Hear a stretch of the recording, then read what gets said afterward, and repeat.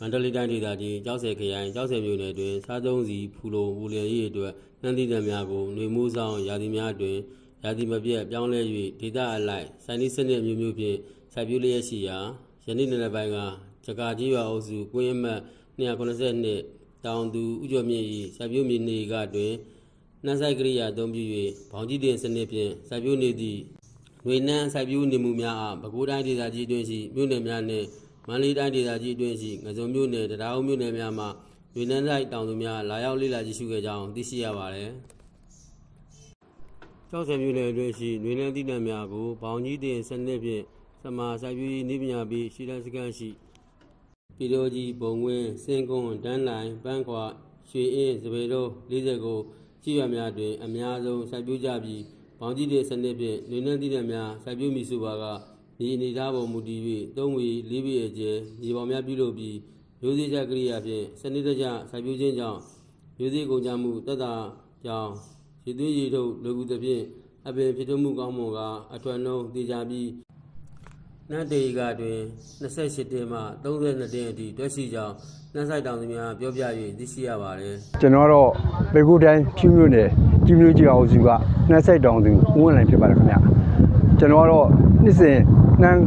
9ဧကခန့်10ဧကခန့်စိုက်တဲ့အခါမှာကျွန်တော်ရှိမှာစိုက်တဲ့နီးစနစ်ရကျက်ပဲစိုက်တာတွေယာသီလူနဲ့ရေသွင်းတဲ့အခါမှာအခက်အခဲရှိတဲ့အကြောင်းထွန်းလုံးက7တင်း10လောက်ပဲရှိတဲ့အခါကျတော့ထွန်းလုံးနည်းပါတယ်အဲ့ဒီအခါမှာကျွန်တော်တို့သတင်းကြားသိရဒီကြောက်ဆယ်ခိုင်ဘက်မှာဘောင်ကြီးစနစ်နဲ့စိုက်ပြီးတဲ့အခါမှာစိုက်ပြီးနီးစနစ်နဲ့ဒီဘောင်ကြီးစနစ်စိုက်တဲ့အခါမှာထွန်းလုံးကောင်းတယ်ဝင်ကောင်းတယ်စိုက်နီးစနစ်နဲ့စိုက်အောင်မြင်သေးကြတယ်ဆိုတဲ့ကြောင့်ကျွန်တော်တို့လာရောက်လေ့လာခြင်းဖြစ်ပါတယ်ခင်ဗျဒီမှာကြည့်တဲ့အခါမှာအခုစိုက်ပြီးတဲ့နီးစနစ်တွေပြရတွေထိန်းသိမ်းပြုစုတာတွေရေသွင်းနီးစနစ်တွေတွေ့ရတဲ့ကြောင့်ကျွန်တော်တို့အများကြီးအတူရပါတယ်ခင်ဗျဒီလိုနဲ့စိုက်မယ်ဆိုလို့ရှိရင်ကျွန်တော်ဒေသမှာလည်းပဲနှမ်းစိုက်တဲ့ဧကတွေမှာကျွန်တော်တို့ပိုကောင်းပြီးတော့လောင်ကြီးပုံကိုအထက်တိုးနိုင်မလို့ကျွန်တော်ယူဆပါတယ်ခင်ဗျ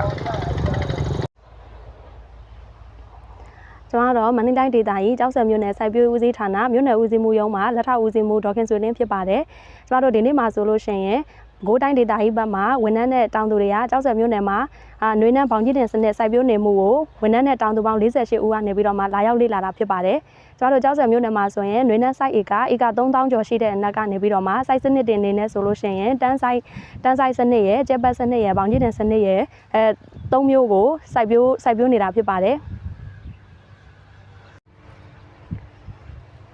ဘောင်ကြီးတင်စနစ်နဲ့စိုက်ပျိုးမယ်ဆိုလို့ရှိရင်တဧကကိုမျိုးစေ့နှုန်းထားကတော့နို့စီဘူး9ဘူးသာကုန်ကြပြီးတော့ပုံမှန်ကျက်ပတ်နဲ့တန်းစိုက်စနစ်မှာဆိုလို့ရှိရင်မျိုးစေ့နှုန်းထား2ပြည်နှုန်းကုန်ကြတာဖြစ်ပါတယ်။နောက်ပြီးတော့ဒီပြောင်းလဲလာတဲ့ရာသီဥတုနဲ့အညီ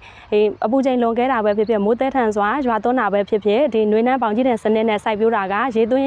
းရေထုတ်လွယ်ကူတဲ့အတွက်ကြောင့်မို့လို့တဧကနှမ်းထွက်နှုန်းကတေချာတဲ့အတွက်ကြောင့်မို့လို့အခုလိုຫນွေနှမ်းဘောင်ကြီးတင်စနစ်ကိုစိုက်ပျိုးတာဖြစ်ပါတယ်။ကျောက်ဆည်မြို့နယ်တွင်ຫນွေနှမ်းသီးနှံများကိုဘောင်ကြီးတင်စနစ်ဖြင့်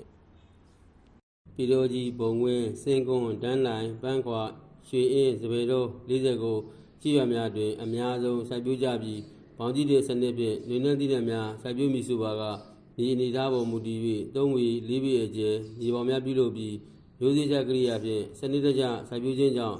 မျိုးစေ့ကုန်ကြမှုတက်တာကြောင့်ရေသွေးရေထုတ်လူကူသဖြင့်အပင်ဖြစ်ထွန်းမှုကောင်းမွန်ကအထွတ်နှုံးတည်ကြပြီးနှမ်းတေကတွင်28တင်မှ32တင်အထိတွဲရှိကြောင်းနှမ်းဆိုင်တောင်သူများပြောပြ၍သိရှိရပါတယ်ကျွန်တော်ကတော့အခု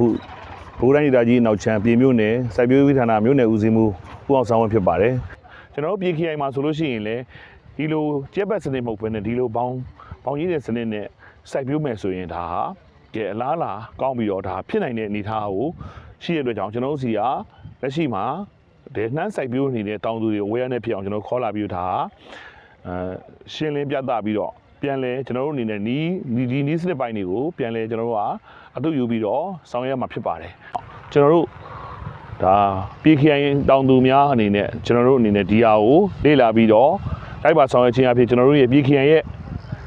စီရလီနဲ့နှမ်းထွက်နှုံးကိုကျွန်တော်တို့မြင့်တင်သွားပြီဖြစ်ပါကြောင်းကျွန်တော်အနေနဲ့ပြောကြားလိုပါတယ်ကျောက်ဆည်ခရိုင်ပြန်ဆက်ကပြီးပူတာဖြစ်ပါတယ်